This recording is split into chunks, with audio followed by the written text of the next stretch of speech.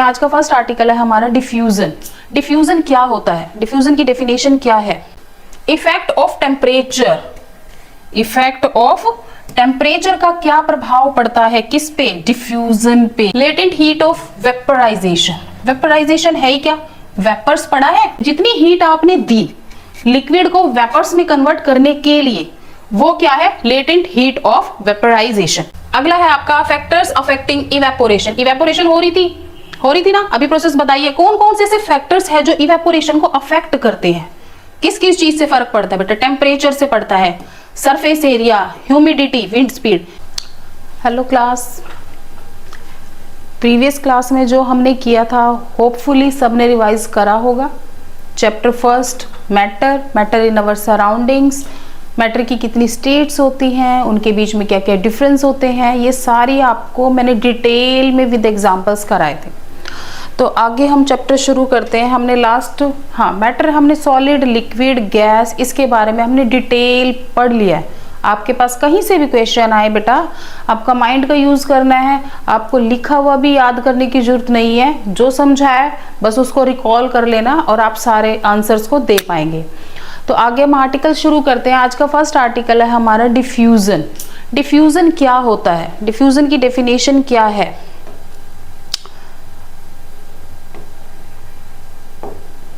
Diffusion दिखाई दे रहा है सबको clearly? The net movement of particles from an area of high concentration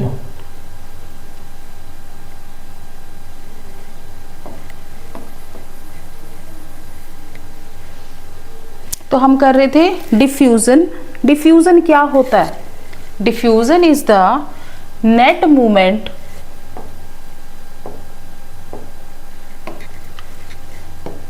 diffusion is the net movement of particles from an area of high concentration to the lower concentration. It means क्या?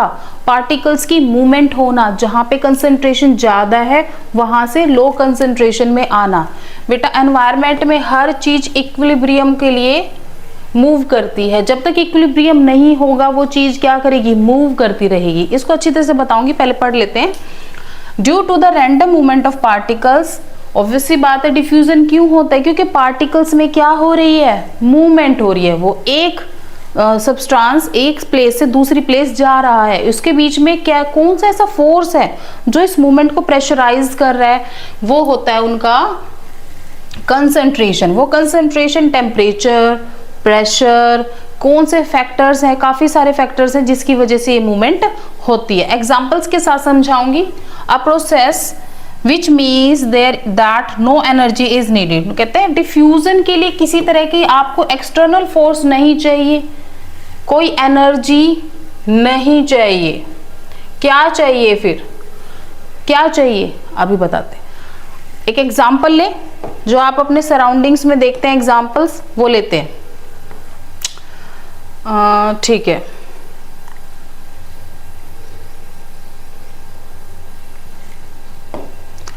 ये cold drink का glass है, ठीक है। इसमें क्या fill है बेटा? Cold drink. कोई गर्म कोल्ड ड्रिंक तो नहीं पीता ना? इसमें क्या है? कोल्ड ड्रिंक है।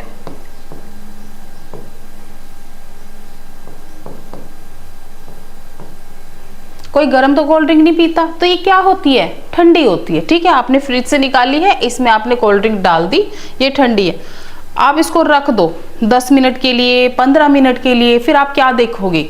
मैम ये थोड़ी देर में ना गर्म हो जाती है, फिर इसका टेस्ट भी खराब हो जाता है। ये गर्म क्यों हो जाती है?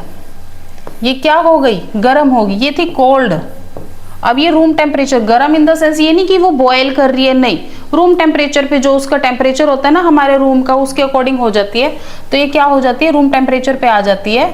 मतलब एज कंपैरिजन टू दिस ये थोड़ी सी क्या हो जाती है? हॉट हो जाती है, गर्म हो जाती है। गर्मियों में तो पीते हैं हम कोल्ड ड्रिंक, और कोल्ड ड्रिंक क्या होती है? ठंडी पीते हैं। थोड़ी देर अगर हम बाहर छोड़ देते तो गर्म हो जाती है। क्यों हो जाती है बेटा?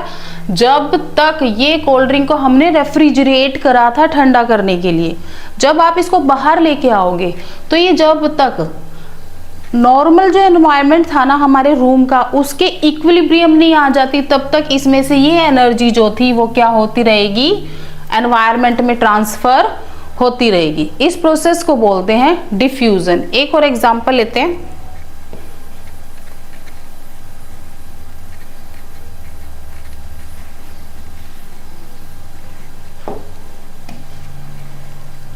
ये आपका एक टैंक है,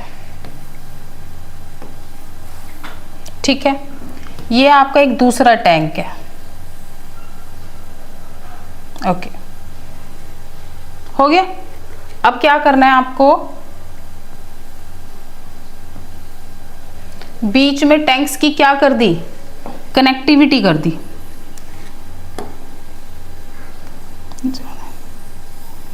टैंक्स की क्या कर दी, कनेक्टिविटी कर दी। टैंक है तो इसमें पानी भी होगा, तो इसमें हमने पानी डाल दिया, इस टैंक में क्या आ गया है, पानी आ चुका है, ठीक है।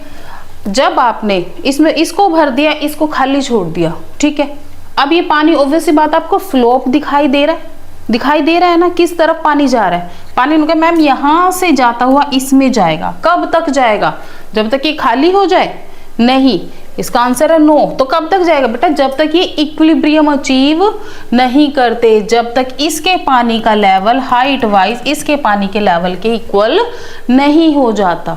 तो ये मूवमेंट क्या होती है, ये मूवमेंट जब तक कोई भी चीज इक्विलिब्रियम में नहीं आ रही है तब तक ये मूवमेंट होगी, और इस प्रोसेस को कहते हैं डिफ्यूजन। क्या आपने यहाँ पे इसको एनर्जी दी, नहीं, टेम्परेचर दिया, नहीं, तो एक्स्ट्रा आपने कुछ एफर्ट डाला, बिल्कुल भी नहीं डाला।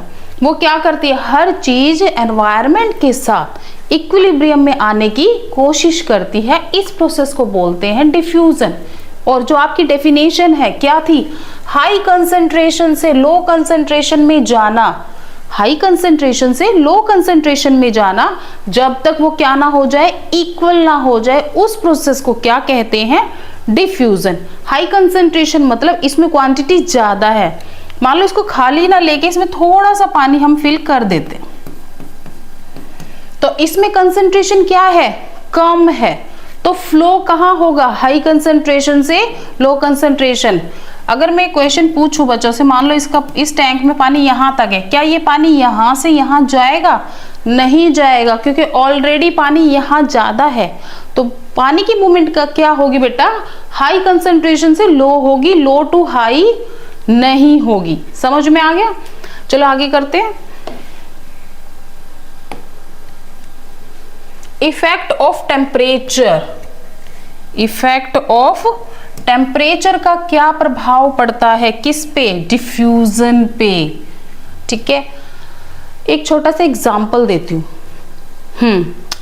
ठंडा दूध लेते हो आप, ठीक है, दूध में चीनी मिक्स करते हो बेटा, हाँ करते हैं, सब पीते हैं। गर्मियों में गर्म दूध तो पीते नहीं हो, ठंडा दूध पीते हो। तो ठंडे दूध में चीनी को जब आप मिक्स कर रहे हो, शुगर को उसमें डिसॉल्व कर रहे हो, क्या वो हो पाती है, नहीं, हो तो जाती है, बहुत ज्यादा टाइम लेती है ना। तो क्या हुआ, टेम्परेचर क्योंकि उसका लो था तो उसकी सोल्युबिलिटी कम हो जाती है। जैसे ही आप गर्म दूध में चीनी घोल के देखो, बहुत जल्दी होगी ना। तो यही इफेक्ट है टेम्परेचर का, किस पे, डिफ्यूजन पे। कैसे, डेफिनेशन पढ़ लेते हैं। When the temperature increase, the rate of diffusion भी बढ़ जाता है। इस मूवमेंट को हम बढ़ा देते हैं। अगर आप टेम्परेचर को बढ़ा रहे हो तो रेट ऑफ डिफ्यूजन भी क्या होगा बेटा, बढ़ जाएगा।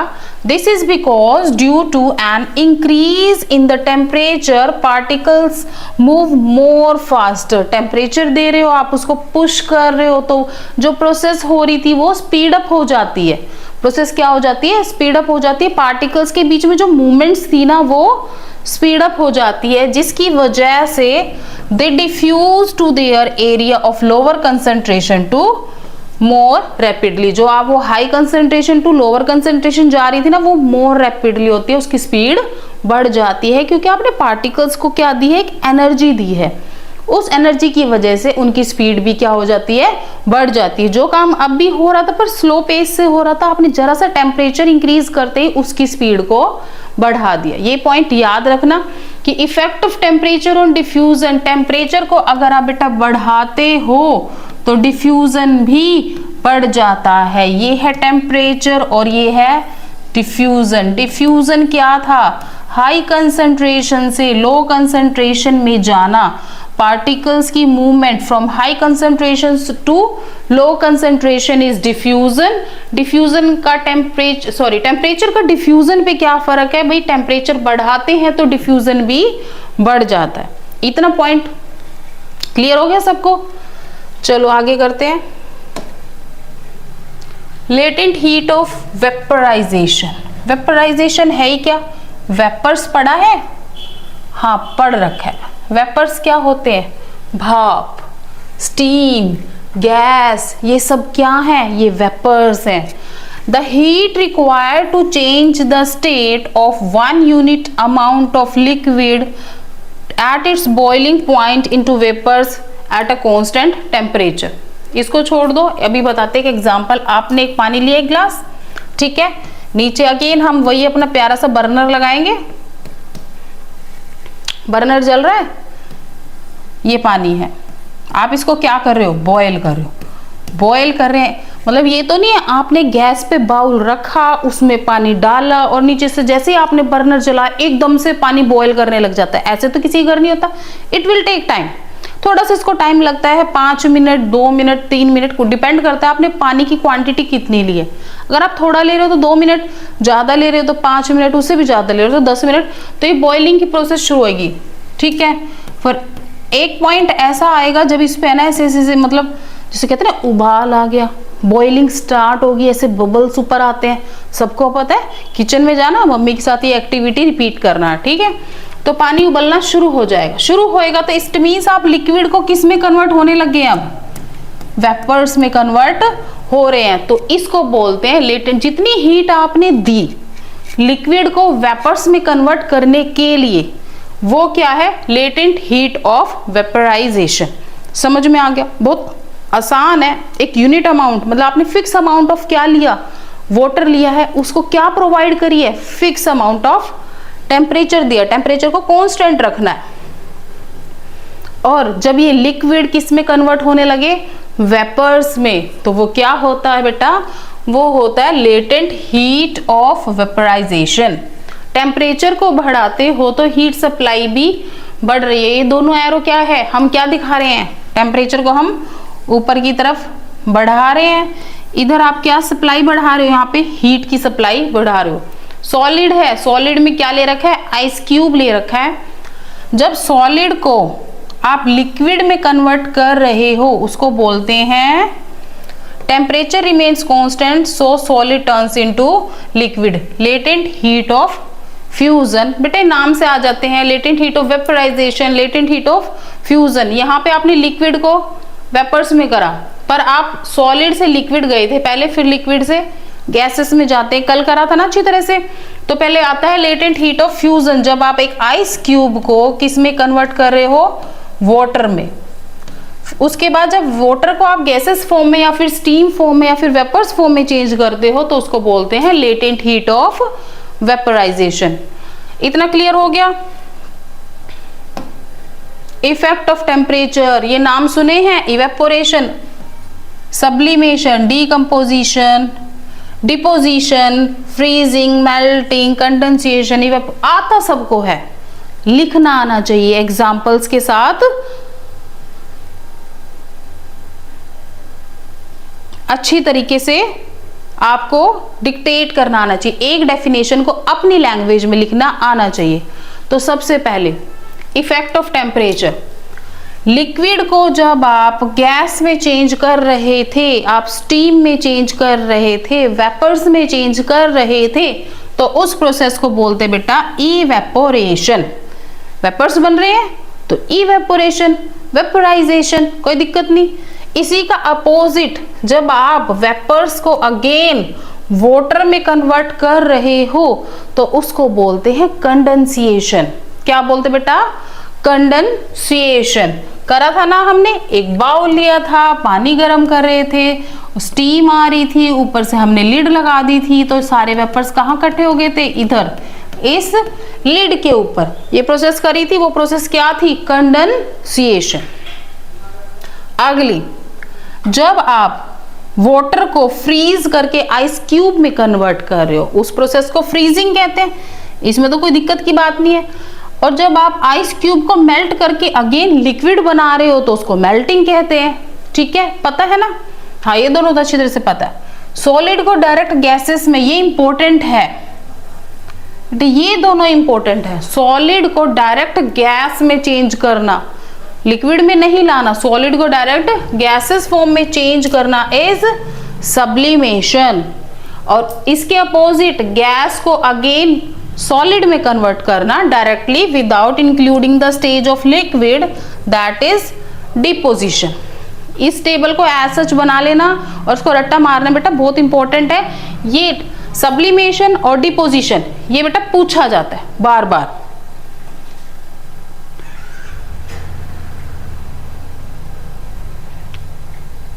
अगला है आपका फैक्टर्स अफेक्टिंग इवेपोरेशन। इवेपोरेशन हो रही थी ना? अभी प्रोसेस बताइए कौन कौन से ऐसे फैक्टर्स है जो इवेपोरेशन को अफेक्ट करते हैं।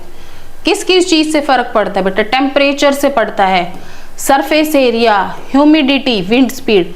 इन 4 पॉइंट्स को रट्टा मारो, फिर मैं इनको एक्सप्लेन करती हूँ, लिख लो अपनी नोटबुक में साथ साथ। तो पहला पॉइंट है temperature. Higher the temperature greater is the evaporation. अभी हमने फिर से पानी उबाल लेते हैं, चलो बेटा पानी फटाफट उबाल लो। जितना ज्यादा टेम्परेचर दोगे क्या स्टीम बनने की स्पीड उतनी ही ज्यादा हो जाएगी। बहुत बड़ा गैस स्टोव लो जो हलवाई अंकल यूज करते हैं ना, वो वाला, और उसके ऊपर आप एक कंटेनर रखो, तो जितना आप ज्यादा हीट दे रहे हो उतनी ज्यादा इवेपोरेशन की रेट बढ़ जाती है। तो क्या टेम्परेचर को बढ़ाने से इवेपोरेशन बढ़ रहा है? हाँ, बढ़ रहा है। तो इसके लिए 2 एरो लगेंगे। टेम्परेचर बढ़ा रहे हैं तो इवेपोरेशन भी बढ़ रहा है, फर्स्ट पॉइंट। बेटा ये एरो ऊपर का जो हेड है वो क्या शो कर रहा है? ऊपर की तरफ इंक्रीज हो रहा है। Wind velocity, greater the wind velocity higher the rate of evaporation. ये तो सबको पता है। हवा चल रही होती है, कितनी जल्दी कपड़े सूख जाते हैं ना। तो विंड की स्पीड भी इवेपोरेशन में हेल्प करती है। Higher the rate of wind speed, wind velocity, greater the evaporation. तो इसमें भी दोनों एरो कहाँ जाएंगे बेटा? ऊपर की तरफ। विंड वेलोसिटी बढ़ा रहे हैं तो इवेपोरेशन फिर से बढ़ रही है। Humidity, higher the humidity lower the rate of evaporation. Humidity होता क्या है? ह्यूमिडिटी पढ़ेंगे तो तब ना। इवेपोरेशन तो हमें समझ में आ गया, विंड वेलोसिटी समझ में आ गया, टेम्परेचर भी पता है। ये ह्यूमिडिटी क्या होती है बेटा? एनवायरमेंट में क्लाउड है, ये लिख देती हूं, ठीक है, क्लाउड है।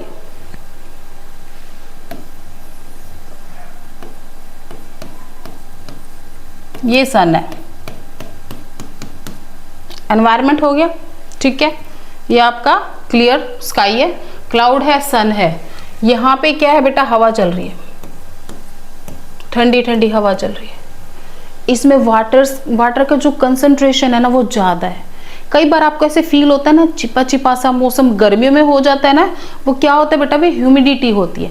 जब एनवायरनमेंट में वाटर की कंसंट्रेशन ज्यादा होती है तो ह्यूमिडिटी का लेवल ज्यादा होता है। ह्यूमिडिटी का मतलब ही क्या है बेटा? Concentration of water vapours in the environment, in the air. जब ऑलरेडी एयर के पास वाटर की कैपेसिटी ज्यादा है तो क्या वो आपको हेल्प करेगी इवेपोरेशन में? नहीं, समझ गए? ऑलरेडी एयर में क्या है? वाटर की कंसंट्रेशन ज्यादा है तो वो इवेपोरेशन में सपोर्ट नहीं करती। इट मींस अगर ह्यूमिडिटी ज्यादा है तो इवेपोरेशन बेटा कम होगी, ठीक है। अगर इसका अपोजिट कर लो, अगर ह्यूमिडिटी कम है तो इवेपोरेशन ज्यादा होगी। अगला है surface area. Surface area of the material, greater the surface area greater the evaporation. Surface area अगर ज्यादा होगा तो इवेपोरेशन भी ज्यादा होगी। एक एग्जांपल दूं, ठीक है। सुबह सब दूध पीते हैं, स्कूल जाना होता है, लेट हो रहे होते हैं, बाहर स्कूल की बस आ चुकी होती है, ठीक है। तो दूध पीना है, मम्मी गरम गरम दूध है। पहले तो मम्मी ने क्या करा, ग्लास में आपको दूध डाल के दिया। ये रहा आपका ग्लास, गर्म है मम्मी, पिया नहीं जा रहा, कौन कौन कहता है? सब कहते हैं। ग्लास में डाल के दिया, वो गर्म था, आपसे पिया नहीं गया, फिर मम्मी जल्दी में इसको क्या करेगी बेटा? इसको एक बाउल में शिफ्ट करेगी, कटोरी कह देते हैं, बाउल में शिफ्ट करती है। और उसमें कोई साइंस है, छोटी सी साइंस है जो मम्मी को ऑलरेडी पता थी। क्या थी कि जैसे ही हम उसका सरफेस एरिया बढ़ा देंगे ना बेटा कंटेनर का, इवेपोरेशन रेट क्या होगी?